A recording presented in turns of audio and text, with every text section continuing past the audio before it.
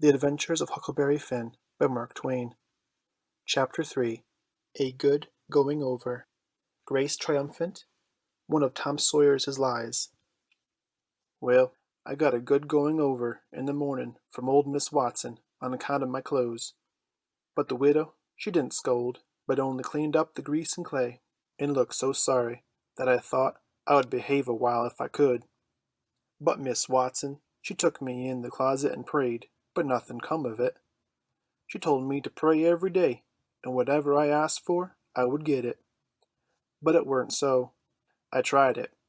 Once I got a fish line, but no hooks. It weren't any good to me without hooks. I tried for the hooks 3 or 4 times, but somehow I couldn't make it work. By and by, one day, I asked Miss Watson to try for me, but she said I was a fool.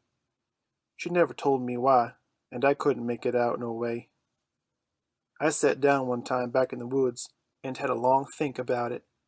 I says to myself, if a body can get anything they prayed for, why don't Deacon Wynne get back the money he lost on pork?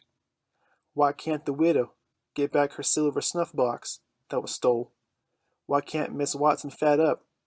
No, says I to myself, there ain't nothing in it. I went and told the widow about it, and she said the thing a body could get by praying for it was spiritual gifts. This was too many for me, but she told me what she meant. I must help other people, and do everything I could for other people, and look out for them all the time, and never think about myself. This was including Miss Watson, as I took it. I went out in the woods, and turned it over in my mind a long time, but I couldn't see no advantage about it, except for the other people, so at last I reckoned I wouldn't worry about it any more, but just let it go. Sometimes the widow would take me one side and talk about Providence in a way to make a body's mouth water, but maybe the next day Miss Watson would take hold and knock it all down again.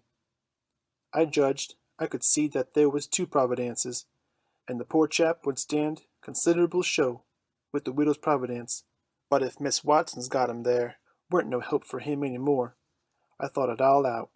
I reckoned I would belong to the widow's if she wanted me, though I couldn't make out how he was a-going to be any better off than what he was before, seeing I was so ignorant and so kind of low down and ornery. Pap, he hadn't been seen for more than a year, and that was comfortable for me. I didn't want to see him no more. He used to always whale me when he was sober and could get his hands on me, though I used to take to the woods most of the time when he was around. Well, about this time, he was found in the river drownded, about 12 mile above town, so people said. They judged it was him anyway.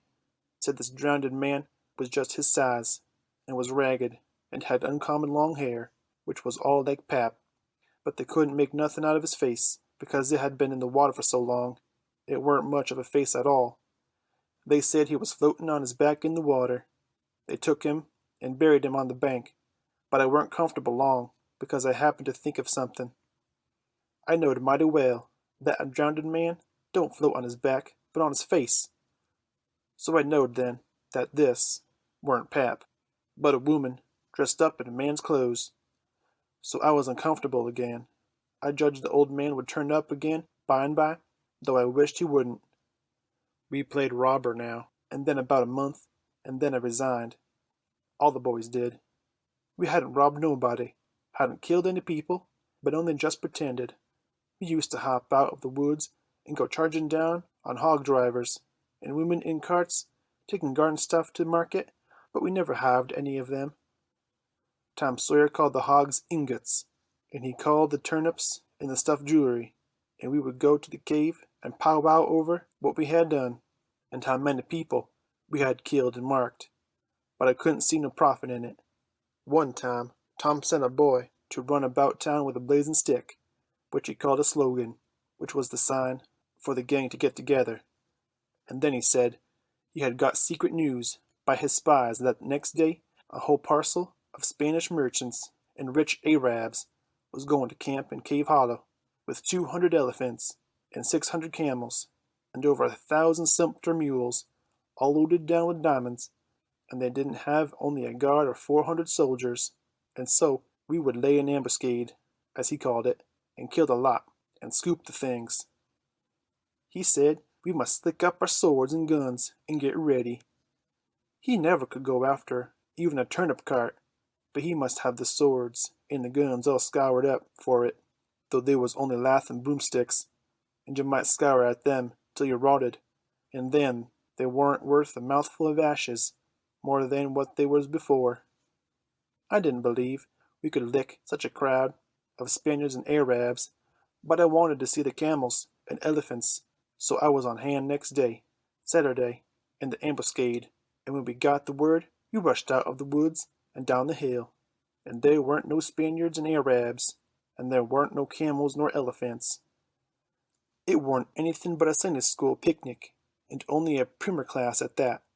We busted it up, and chased the children up the hollow, but we never got anything but some doughnuts and jam, though Ben Rogers got a rag doll, and Joe Harper got a hymn book and a tract, and then the teacher charged in and made us drop everything and cut. I didn't see no diamonds, and I told Tom Sawyer so. He said there was loads of them there, anyway, and he said there was A-rabs there too, and elephants and things.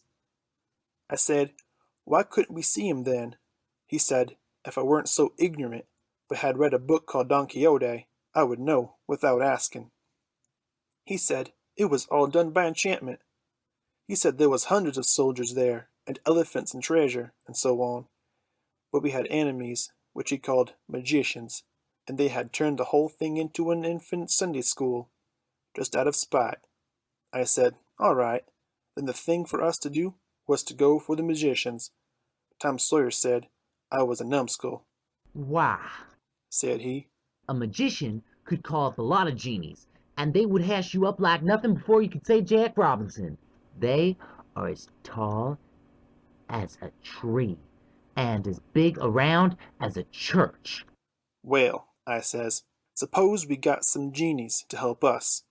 Can't we lick the other crowd then? How are you gonna get them? I don't know. How do they get them? Why, they rub an old tin lamp or an iron ring, and then the genies come tearing in, with the thunder and lightning a ripping around and the smoke a rolling. And everything's they're told to do, they up and do it. They don't think nothing of pulling a shot tower up by the roots and belting a Sunday school superintendent over the head with it. Or any other man. Who makes them tear around so? Why, whoever rubs the lamp or the ring. They belong to whoever rubs the lamp or the ring, and they've got to do whatever he says. If he tells them to build a palace 40 miles long out of diamonds, and fill it full of chewing gum, or whatever you want, and fetch an emperor's daughter from China for you to marry, they've got to do it. And they've got to do it before sunup next morning, too. And more, they've got to waltz that palace around over the country wherever you want it. You understand? Well, says I think they are a pack of flatheads for not keeping the palace themselves, 'stead of fooling them away like that. And what's more, if I was one of them, I would see a man in Jericho before I would drop my business and come to him for the rubbing of an old tin lamp. How you talk, Huck Finn. Why, you'd have to come when he rubbed it, whether you wanted to or not. What?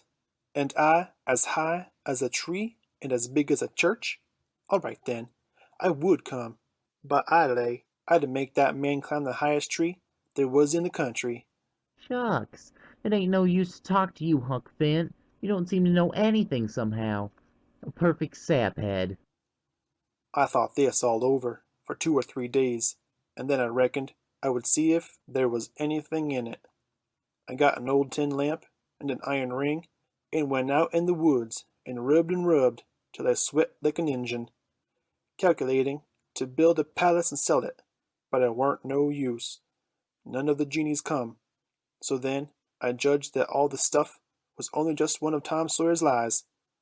I reckoned he believed in the A-rabs and the elephants, but as for me, I think different. It had all the marks of a Sunday school. End of chapter 3.